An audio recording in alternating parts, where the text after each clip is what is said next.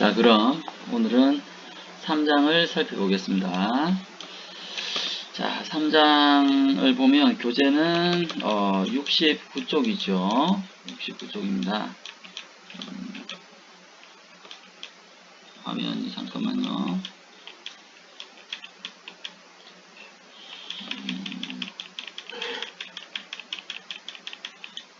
자, 네. 69쪽이고요. 타이틀을 보면 안드라고지와 자기 주도적 학습으로 나와 있죠. 자, 내용에 들어가기 전에 먼저 안드라고지에 대한 개념을 좀 설명을 하고요. 그 다음에 이 안드라고지와 상대 개념 혹은 유사 개념으로 볼 수 있는 페다고지, 제라고지를 한번 살펴보겠습니다.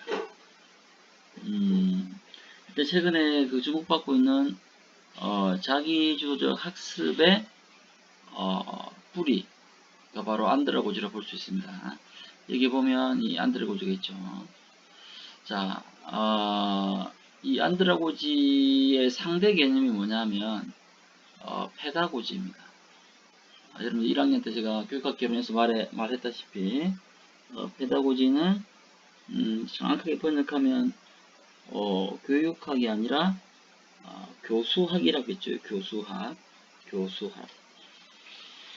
주로 성인인 선생님이 아동 청소년인 학생을 대상으로 교육을 하는 것. 장성호 교수님의 논리로 따르면 가르치는 사람은 하와를 하고 배우는 사람은 상구를 하는 그런 수직적인 교육을 말하고요. 또 성인이 아동 청소년을 대상으로 교육을 하는 것, 교육을 시키는 것, 이것이 페다고지라고 했습니다. 정확하게는 이게 이제 교수학이라고 했죠. 이것과 상대되는 개념이 뭐냐면 이제 안드라고지입니다. 안드라고지는 그와 같은 성인이 아동이나 청소년을 가르치는 게 아니라 주로 성인들끼리의 교수학습을 말하고요. 상구하와가 아니라 수평적 입장에서 교학상장을 하는 걸 말합니다. 교학상장을 하는 거. 반면에 제라고지는 이런 안드라고지 중에서도 주로 노인들을 대상으로 한 교육학을 제라고지라고 부르죠. 대상으로 보면 페다고지가 아동 청소년, 안드라고지는 성인, 그 다음에 제라고지는 노인을 대상으로 한 교육학이라고 볼 수 있습니다. 자, 그러면 내용을 한번 가볼게요. 첫 번째는 안드라고지의 개념입니다. 교재 자동으로 넘어갈까요? 교재 70쪽입니다.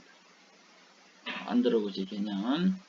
자, 여기 보면 70쪽 각주에 보면 정의가 바로 나와 있습니다. 자, 우리말로 보면 성인의 학습을 돕는 과학이자 예술. 영어로 하면 The Arts and Science for Helping Adults Learn. 그러니까 성인들의 학습을 돕기 위한 예술과 과학이 뭐다? 안드라고지입니다. 그러면 페다고지는 뭐냐? 상대 개념이죠. versus입니다. 페다고지는 뭡니까? 어린이들을 가르치기 위한, 아동 청소년을 가르치기 위한 예술과 과학이죠. 여기서 보면 차이가 있는 건 뭐냐면 helping이냐 teaching이냐, 대상이 성인 학습자의 성인들의 학습이냐 그 다음에 아동 청소년이냐, 이 차이고요. 일단 이 말콤 노르즈가 이야기하는 이런 두 가지의 개념적 차이는 정말 우리한테 이 확실한 개념적 차이를 보여주죠. 바로 학생, 아동을 가르치기 위한 예술과 과학, 그 다음에 성인들의 학습을 돕기 위한 예술과 과학. 자, 당연히 이 말콤 노르즈는 초창기는 뭐냐면 이런 성인들의 학습을 돕기 위한 예술과 과학으로서의 안드라고지가 아동 청소년을 가르치기 위한 예술과 과학으로서의 페다고지보다 우월한 것으로 이해를 했습니다. 그러니까 이런 개념이죠. 안드라고지 대 vs 페다고지, 이런 대립적 개념으로 본 거죠. 그러니까 페다고지는 안 좋은 거, 안드라고지는 좋은 거. 하지만 이제 후반기에 접어들면 이 안드라고지 개념을 내세웠던 말콤 노리스가 입장을 유보하죠. 어떻게? 이건 대립적 개념이 아니라 연속체의 개념으로 봐야 된다. 즉 양자택일이 아니라 연속체의 개념. 그러니까 어디에서 어디까지죠. 그러니까 from pedagogy to andragogy, 페다고지에서부터 안드라고지까지 어떤 것이 더 우월하거나 탁월한 게 아니라 이게 하나의 연속선상이다. 컨티뉴움이라는 거죠. 컨티뉴움. 자, 그러면 이 안드라고지 개념을 여러분들이 확실하게 이해를 해야 되고요. 그럼 도대체 이게 왜 필요한가? 필요성을 한번 볼까요? 거꾸로 올라갑니다. 이제 성인학습. 우리는 교사가 될 거니까 교사 학습의 필요성이죠. 자, 가장 큰 이유는 지난주 여러분들 그 과제물 관리 피드백 시스템에 보니까 성인인 교사는 아동이나 청소년과는 다른 학습 방법과 원리가 있지 않겠는가에 대한 질문을 했더라고요. 바로 그겁니다. 성인들은 아동, 청소년, 교대생과는 다른, 교대생과는 다른 성인만의 뭡니까? 직업인만의 구별되는 학습법이 필요하겠죠. 차별적인 교수학습 방법이 있을 거 아닙니까? 이게 안드라고지는 뭐냐면 기존의 아동이나 청소년을 대상으로 하는 교육 방법, 원리와는 다른 교육을 한다는 것이죠. 다른 말로는 뭡니까? 이 성인인 교사는 이 아동, 청소년 혹은 교대 시절의 학습과는 다른 방식의 학습을 하게 된다는 겁니다. 그리고 이제 제가 여담으로 말씀드리지만 교대에서 배운 지식이 적용이 가능하냐? 적용이 가능한가? 이야기했죠. Theory into practice. 적용하는 데는 한계가 있다. 어떤 패러다임을 이야기했습니까? Theory in practice. 실천 안에서의 지식의 생성, 산출, 국지적 이론이 필요하다. 그러니까 뭡니까? 이 theory in practice가 바로 뭡니까? 안드라고지죠.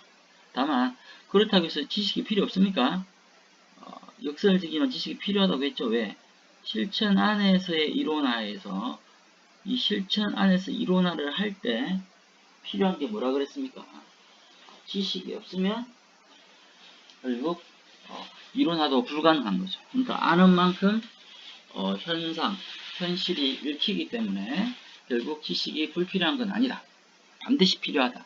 그래서 우리가 교대를 4년 하는 거죠. 하지만 교대에서 배운 것들을 바로 써먹을 수는 없다. 이 개념을 파악하기 바랍니다. 다시 한번 정리를 하면 안드라고지는 바로 성인들의 학습을 돕기 위한, 티칭이 아닙니다. 돕기 위한 예술과 과학이다. 이 말콤 노리스가 정말 멋있는 사람인 건 교육을 정의할 때 교육은 예술 그리고 과학으로 정의했죠. 보통 기존의 패러다임의 교육을 과학적으로 정의했는데 이 사람은 예술과 과학이라는 두 가지 접근을 다 취했습니다. 오케이. 자, 다음은 교재 자동으로 막 넘어가네요. 신기한 PPT네. 잠깐만요.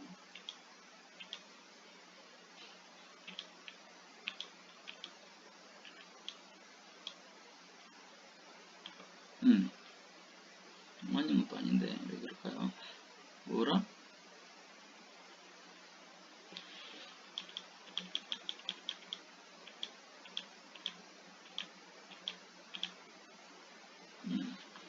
자, 기본 과정을 한번 보면 일단 이 안드라고지는 자아의 개념에 대해서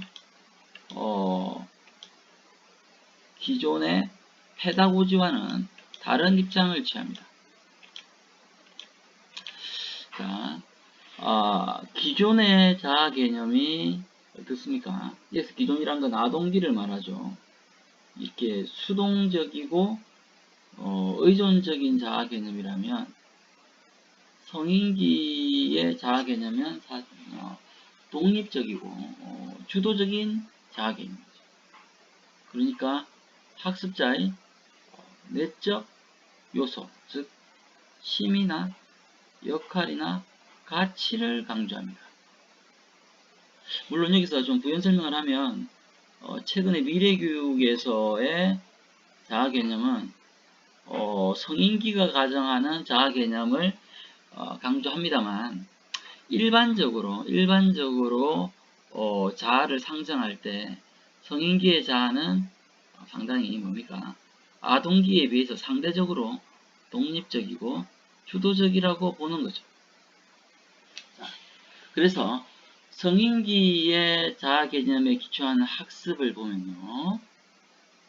성인들은 스스로 원하는 바, 적절한 바를 알고 표현하는 존재다.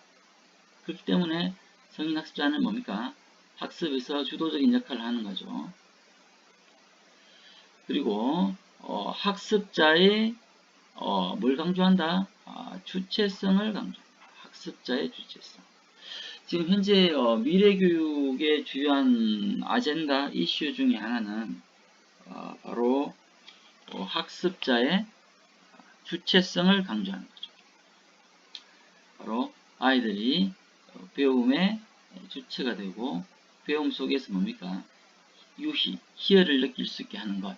이것이 바로 최근에 미래교육의 어떤 트렌드이기도 합니다.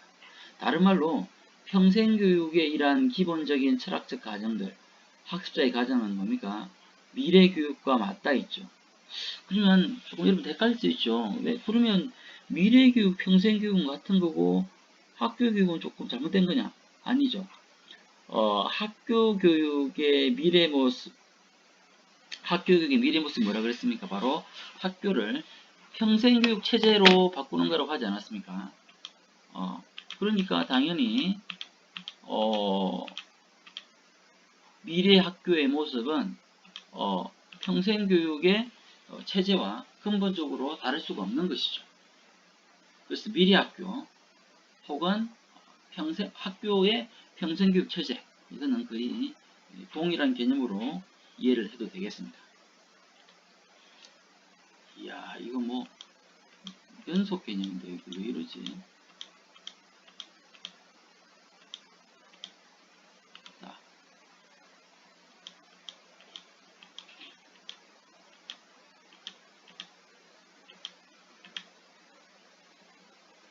다음 경험의 역할로 한번 보겠습니다. 경험의 역할.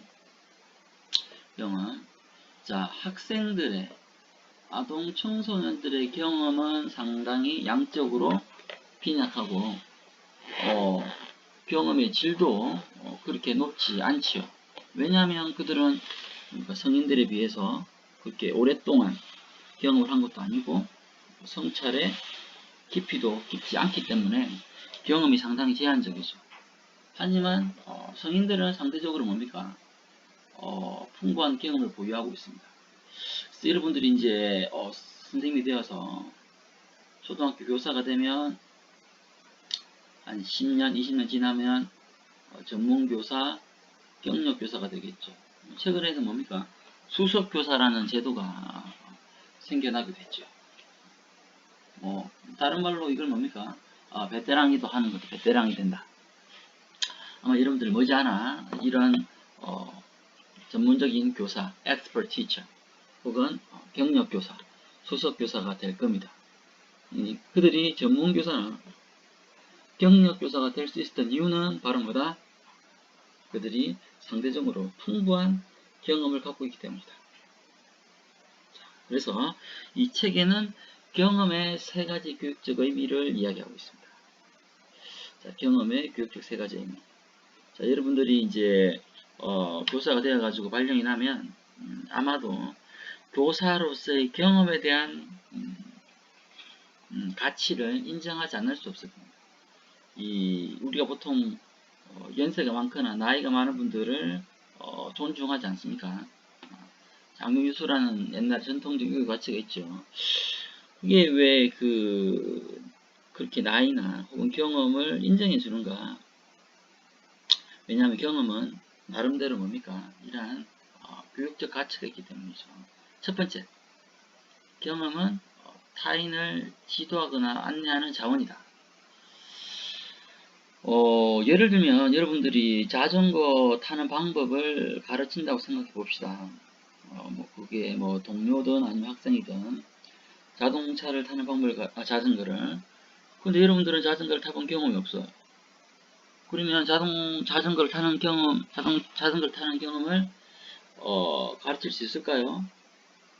아마도 책을 보고 나서 흉내를 내면서 가르치겠지만 진짜 자전거를 탄다는 것이 어떤 것인가를 생생하게 가르쳐 주기는 쉽지가 않겠죠. 왜? 경험해보지 않았으니까. 예를 들면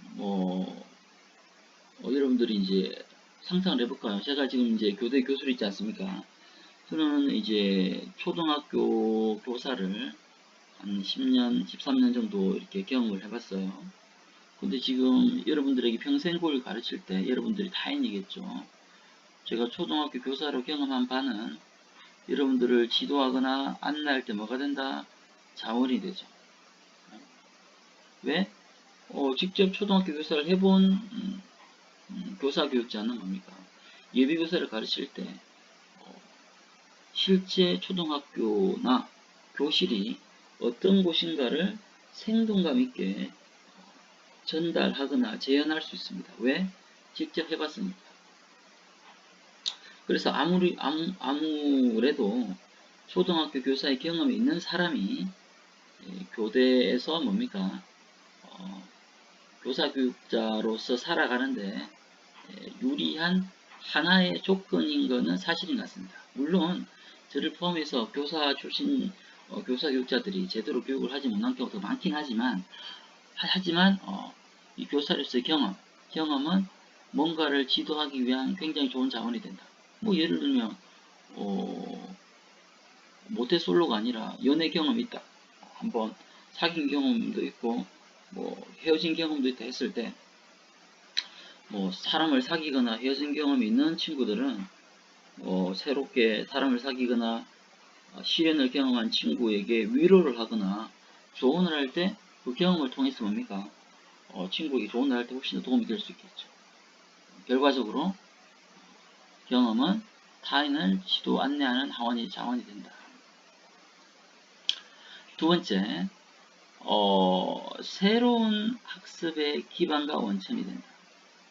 경험은 새로운 학습을 위한 기반이 되거나 원천이 된다. 주의는 이걸 경험의 계속성, continuity, 경험의 계속성이라고 합니다. 속담으로 치면 이런 거죠. 고기도 먹어본 놈이 잘 먹는다. 해본 사람이 잘한다는 거. 예를 들면 뭐가 있을까요? 탁구를 예를 들면 누군가가 배웠다. 탁구에 대한 스포츠 경험이 있어요. 근데 그게 이제 공을 다루는 어떤 나름대로 경험이 있겠죠.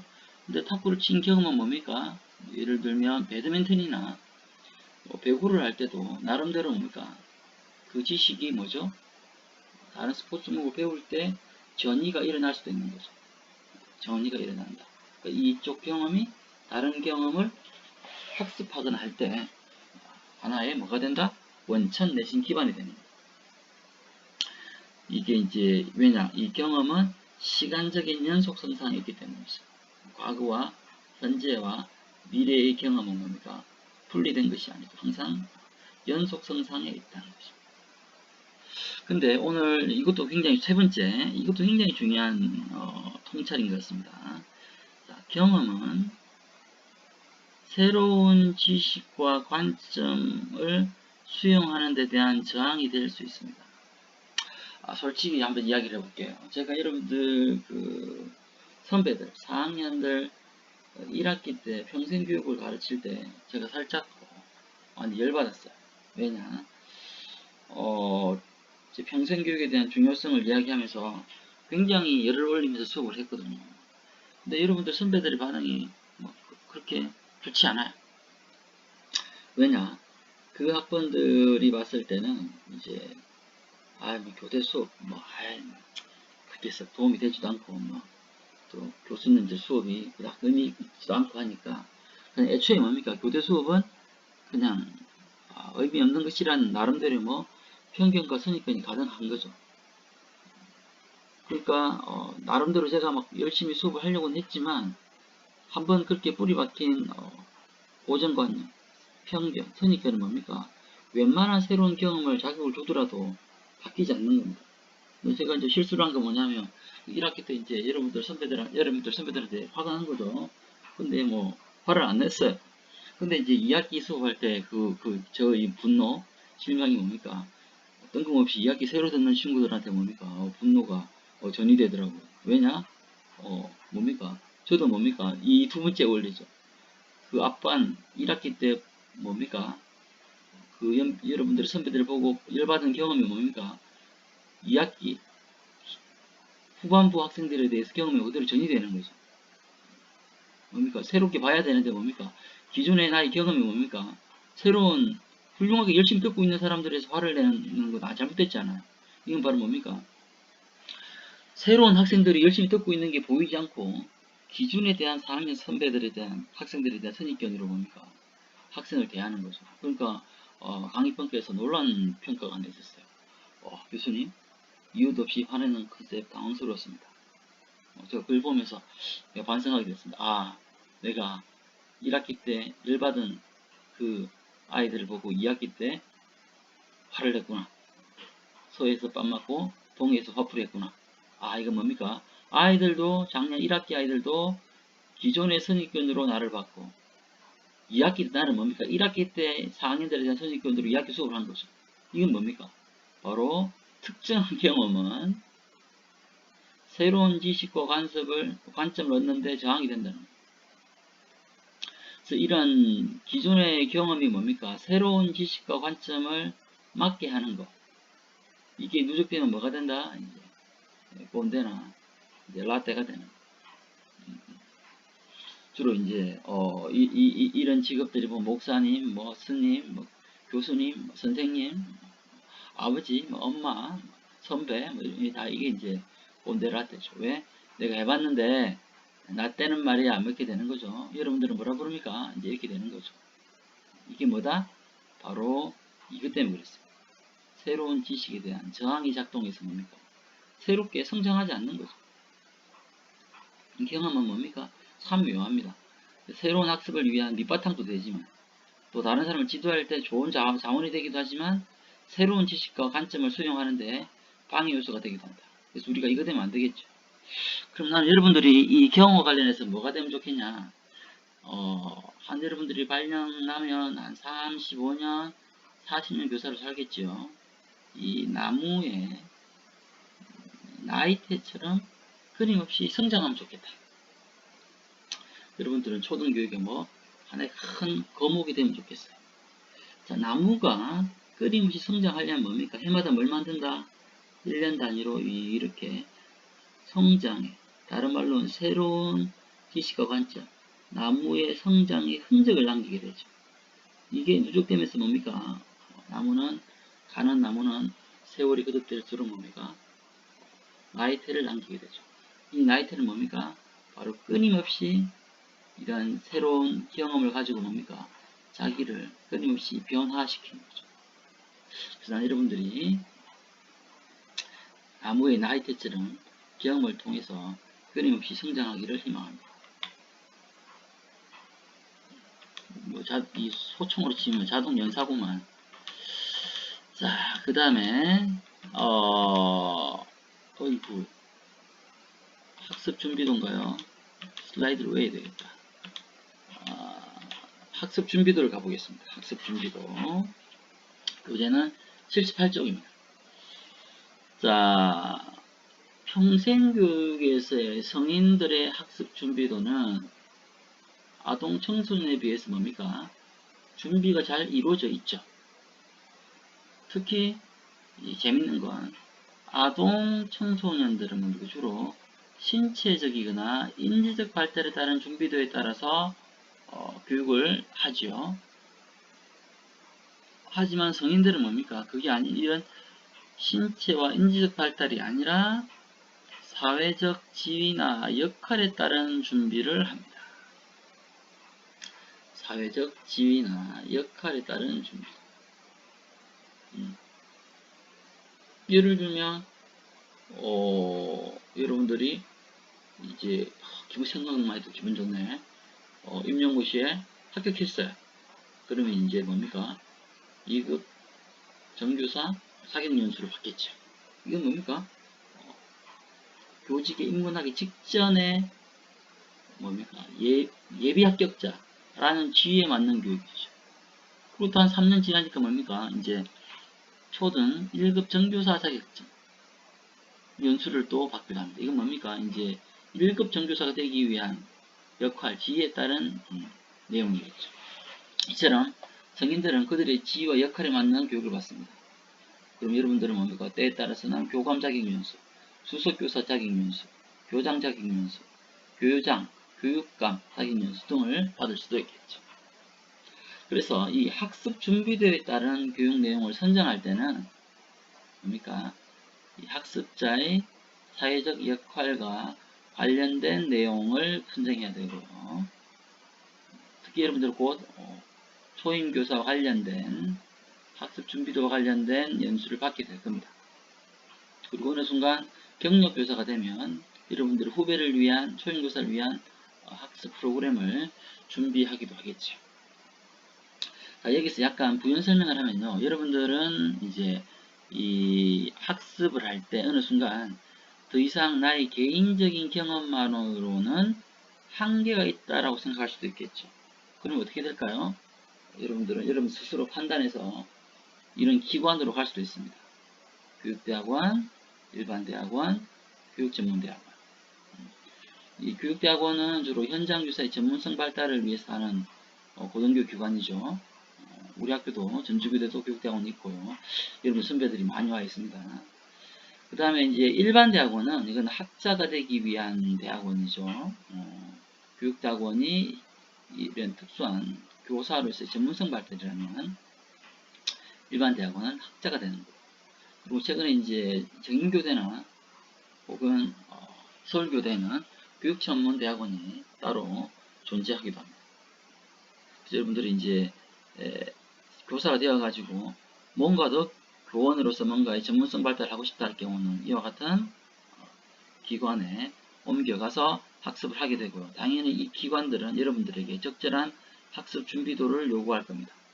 예를 들면 뭐 어떤 대학을 가고 싶다 할 경우는 사전에 그 대학의 그 학과의 그 대학원의 그 전공의 교수님의 서적이라든지 논문을 집중적으로 읽어야 하는 학습 준비도를 갖춰야겠죠. 근데 평생교육의 매력은 뭐냐면 학습 준비도가 굉장히 높은 학습자를 여러분들이 만나게 될 겁니다. 자, 그 다음에 학습 지향성입니다. 학습 지향성. 학습 지향성. 자, 이 오리엔테이션을 말하는데요. 자, 아동들은 주로 교과 영역의 주제를 체계적으로 학습하죠. 여러분들도 뭡니까? 교과 영역의 주제를 책으로 탐구했지 않습니까? 교직 이론부터 해가지고 교양, 그 다음에 각 과별 교과 교육론 및 교재용법 등의 교과 영역의 주제를 체계적으로 학습합니다. 하지만 여러분들이 선생님이 되시면 성인이 되면 더 이상 그런 교과가 아니라요. 여러분들의 실제 생활, 교사하면 뭡니까? 바로 교실과 학교에서의 교직 생활이죠. 여기에 관심을 가지고 주제에 대한 학습을 한다. 그래서 이 안드라고지에서 봤을 때 학습 지향성에서는 주로 뭡니까? 아동들이 이러한 주제 중심의 학습을 했다라면 성인들 혹은 안드라고지는 뭡니까? 바로 문제 해결 중심의 학습을 한다. 바로 뭡니까? 그들의 현실에서 직면한 문제를 해결하는 교육에 관심을 가지죠. 그래서 여러분들이 만약에 평생교육의 지도자가 된다면 이 지도 과정에서 이 학습 내용이 뭡니까? 그들이 당면한 실적인 문제를 해결을 할 수 있는 도움을 주는 교육을 해야 되겠죠. 특히 최근에 주목받는 연구가 뭐냐면 바로 이 실행 연구입니다. 현장 연구로 하고요. 영어로는 액션 리서치죠. 그래서 요새는 교사들이 이런 실행 연구를 통해서 그들이 당면한 문제를 해결하고요. 전주교대 교육대학원 등과 같은 기관에 와서 바로 교수님과의 실행 연구, 교수님부터 연구 방법을 배워서 뭡니까? 그들의 문제를 해결하기도 하죠. 또 다른 한편은 셀프 리서치. 자신들이 직면한 문제를 해결하기 위해서 셀프 리서치를 합니다. 그 중에 유명한 게 뭐냐면 바로 자문학 리서치, 오토 에스노그래피라고 하죠. 자기 연구를 통해서 뭡니까? 그들이 당면한 문제를 해결하려고 한다. 그러니까 대학원에 오는 이유는 연구 점수에 필요한, 승진을 하는데 필요한 연구 점수의 획득뿐만 아니라 그들이 당면한 문제 해결을 하기 위해서 평생교육을 하기도 합니다. 다음은 학습 동기입니다. 학습 동기, 모티베이션. 자, 학습 동기를 보면, 자, 성인들은 언제 평생 학습을 하냐? 아마 여러분들 이 강의를 들으면서 아마 굉장히 지겨울 거예요. 그리고 마음속으로 이럴 겁니다. 이동성.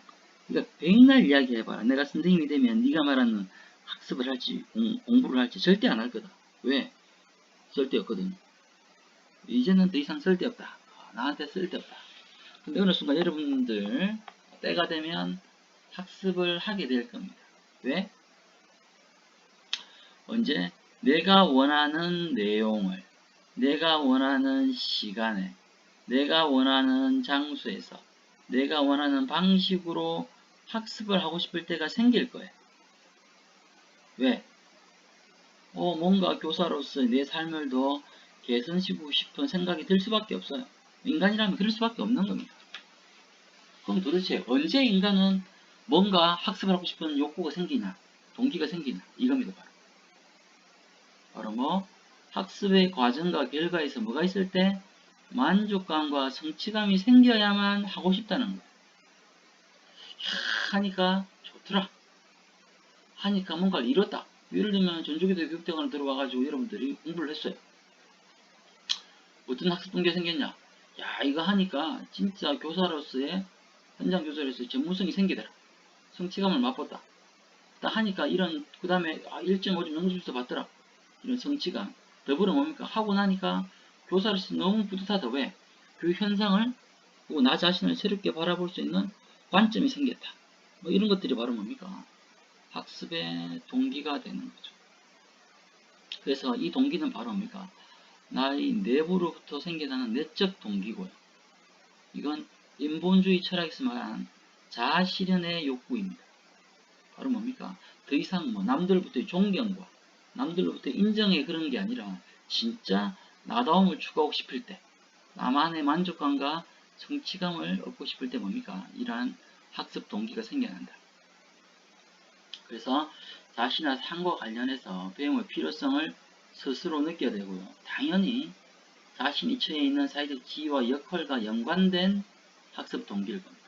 앞에서 말했지만 이 방법론이 굉장히 주목을 받고 있습니다. 그래서 여러분들이 평생교육의 지도자가 된다면 학습자들에게 이러한 배움의 필요성을 충분히 인식할 수 있도록 왜 학습하는가에 대한 기본적인 학습 동기를 이끌어내야만 여러분들이 평생교육을 원활하게 가르치고 배울 수가 있는 것입니다. 자, 다음은 자기주도적 학습의 개념입니다.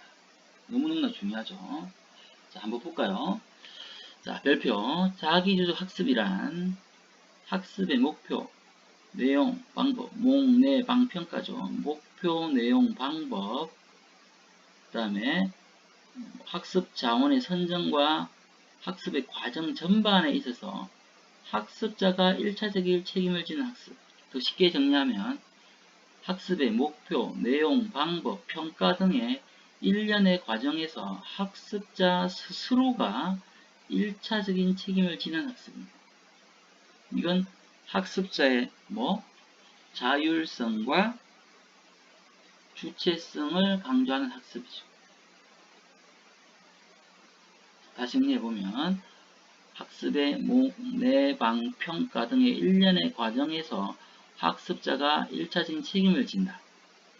당연히 학습자의 자율성과 주체성과 주도권을 강조한다. 그러니까 내가 뭡니까? 내가 원하는 목표, 내가 원하는 내용을, 내가 원하는 방식으로, 그러니까 내가 어떻게 그것을 어떻게 할지에 대한 배움의 자원, 대학원, 어느 대학원을 갈지, 그것을 어떻게 학습할지를 뭡니까? 학습자 스스로가 책임을 진다. 바로 학습자의 자율성, 주체성, 주도권을 강조하는 거고. 당연히 그래서 뭡니까? 이 전반의 과정, 평가의 과정에서 뭡니까? 자기평가가 중요하죠. 이건 남이 아니라 내가 봤을 때 그것이 어떤 의미가 있는가가 굉장히 중요해지는 것입니다. 자, 그러면 이러한 자기주도 학습의 의의가 뭐냐? 첫 번째는 자기주도성의 향상입니다. 이건 동호반복이기 때문에 말하지 않겠습니다. 두 번째는 전환학습의 촉진입니다. 전환학습의 촉진. 자, 이건 다음에 배우게 되는데요. 자, 이 전환학습은 뭐냐면, 보세요. 기존의 사회적 통념이나 규범에 기초한 내용이 아니라, 다른 말로, 사회적 통념이나 규범을 의미도식이라고 합니다. 의미도식. 다른 말로 이런 통념이나 규범에 대한 그대로의 수용이 아니라 스스로에게 적합한 주관적인 내용으로 판단할 수 있는 것. 그러니까 나름대로의 뭡니까? 생각과 가치를 부여한다는 거죠. 다른 말로 학습자 자신의 독자적인 관점을 형성해서 뭡니까? 기존의 폼으로부터 트랜스폼하는, 전환하는 걸 말합니다. 당연히 이러한 전환학습의 과정은 바로 자기 지식을 구성하는 과정입니다. 나만의 나다움을 추구하는 것이죠. 여러분들은 뭡니까? 이 전환학습을 성공한다는 건 뭡니까? 바로 하나의 나이테를 형성하는 거죠. 탈피, 이 순간과 비슷한 겁니다. 기존의 폼을 깨야만, 통념과 규범을 벗어나야만 뭡니까? 또 다른 확장된, 개선된 나의 단계로 나아갈 수 있는 거죠. 그래서 이 자기주도 학습은 자기주도성의 향상과 전환학습을 촉진한다. 더불어 자기주도 학습은 사회개혁, 사회적 실천을 위한 도움이 될 수도 있다. 그래서 세상을 바꾸는 사람들은 바로 뭡니까? 이런 자기주도적 학습을 하는 존재라고 볼 수 있습니다. 다음은 자기주도 학습의 비판적 이해입니다. 배우자마자 바로 비판을 하게 되네요. 자, 당연히 이 자기주도 학습은 뭡니까? 이 인본주의 철학에 기반하고 있죠. 학습자는 스스로 본질적으로 착하고 스스로에 대한 학습을 하고 학습을 수행하는 존재다. 하지만 비판적으로 보면 정말 학습자는 자율적으로 학습을 수행하는 존재인가에 대한 질문을 할 수 있습니다. 왜? 그렇지 않은 사람도 있으니까요. 하지만 난 여러분들을 믿습니다. 왜냐하면 저는 인본주의자니까. 지금 이거 켜놓고 설마 다른 거 하진 않겠지요. 그 다음에 이 자기주도 학습은 학습자의 사회적 지위나 역할이 제한적일 경우에는 할 수 없습니다. 예를 들면 여러분들 초연교사가 되었다. 아마 자기주도적으로 학습을 하기 쉽지 않을지도 몰라요. 왜? 이 생존하기도 바쁜 상황이니까. 그리고 유치원, 초중고, 교대에서도 자기주도 학습이 됩니까? 안 되죠. 왜? 나 의지와 상관없는 과목과 수업을 들어야 되니까. 그래서 뭡니까? 애초에 이 교대수차도 자기 학습을 하기가 쉽지가 않아요. 하지만 선생님이 되면 얼마든지 가능하다. 그 다음에 여러분 선생님이 되었을 때 학교 안에서의 열린 의사소통, 협력적인 학습 분위기, 수용적인 환경이 마련되어 있지 않으면 어떻다? 또 이런 자기주도 학습을 하기가 쉽지가 않다. 그래서 앞으로 여러분들이 학교에서 어떤 학교에 가냐, 누구를 만나는가에 따라서 원활하게 자기주도 학습을 할 수도 있고 못할 수도 있다. 그래서 여러분들의 교사로서 삶은 뭐다? 어떤 학교, 어떤 누구를 만날지를 모르기 때문에 바로 우리의 삶은 우연과 필연의 이중주라고 볼 수 있다. 어찌됐든 여러분들은 뭡니까? 이러한 환경을 조성하기 위해서 노력해야 되고요. 또 이런 환경이 아니라면 뭡니까? 여러분들 스스로 그런 환경을 파악해서 그 환경을 개선하기 위해서 노력해야 되겠죠. 하지만 이런 환경이 마련되어 있지 않다고 했을 때 이걸 하기는 쉽지 않은 건 사실이고요. 근데 이제 인본주의 철학에서 안드로고지는 이걸 좀 과소평가한 측면이 없지 않아 있습니다. 자, 마지막 이거는 이제 실제 이론과는 상관없이 그로라는 사람이 이런 학습자의 자기주도성의 단계에 따른 교수자의 지도 유형을 한번 나타냈는데요. 여기서 보면 뭡니까? 위로 갈수록 의존적이고 아래에 갈수록 뭡니까? 주도성이죠. 위로 갈수록 뭡니까? 페다고지에 가깝고 아래로 올수록 안다르고지에 가깝습니다. 이 표의 의미는 뭐냐면 학습자의 특성에 따라서 맞춤형 지도용을 해줘야 된다는 거죠. 우리 전주교사 4학년 같이 뭡니까? 자기주도 학습자에게는 뭡니까? 위임자. 그냥 맡겨놓고 열심히 하게끔 믿고 맡기고 상담 역할만 하는 거고요. 초등학생들은 뭡니까? 공부를 의존적으로 하는 애들이 많죠. 그때는 뭡니까? 강력한 본의를 바탕으로 코칭을 해야 되겠죠. 자, 오늘 수업은 여기까지입니다. 수고했습니다.